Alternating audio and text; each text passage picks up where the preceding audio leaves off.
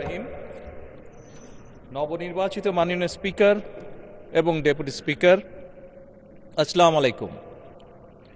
আপনারা গণতন্ত্রকামী জনগণের রক্ত ঋণে প্রতিষ্ঠিত এই মহান জাতীয় সংসদের স্পিকার, ডেপুটি স্পিকার নির্বাচিত হয়েছেন।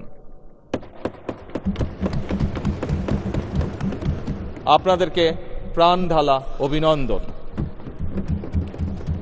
আজ থেকে আপনারা আর কোনো দলের নন, এই মহান জাতীয় সংসদের স্পিকার। আজ থেকে এই মহান সংসদের নির্বাচিত প্রত্যেক সদস্য আপনাদের চোখে সমান। আপনারা এই সংসদের অভিভাবক। মাননীয় স্পিকার, গত ১.৫ দশকের বেশি সময় ধরে সকল গণতান্ত্রিক রাজনৈতিক অধিকার কেড়ে নিয়ে জনগণকে দুর্বল জনগোষ্ঠীতে পরিণত করা হয়েছিল। মহান জাতীয় সংসদকে মানুষের অধিকার লুণ্ঠনকারীদের ক্লাবে পরিণত করা হয়েছিল। বিগত ১.৫ দশকে যারা নিজেদেরকে এমপি পরিচয় দিয়েছিল তারা কেউ জনগণের ভোটে নির্বাচিত ছিল না।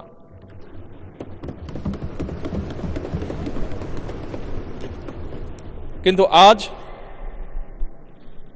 এই সংসদে জনগণের সরাসরি ভোটে নির্বাচিত জনপ্রতিনিধিদের সংসদ।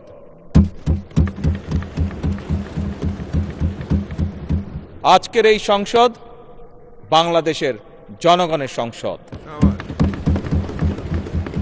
আপনারা আজ এই মহান সংসদের অভিভাবকের দায়িত্ব গ্রহণ করেছেন।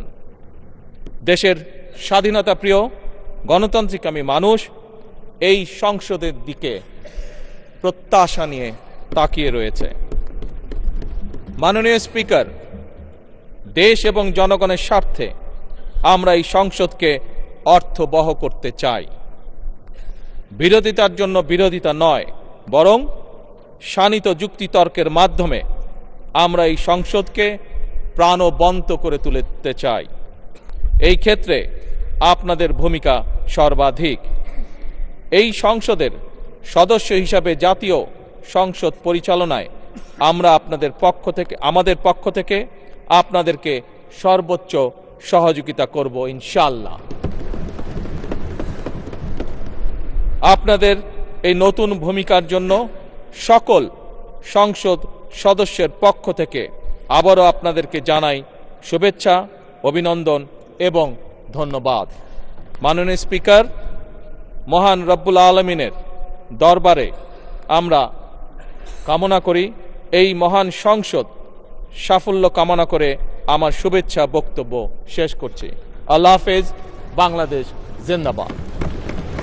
ধন্যবাদ সংসদ নেতা।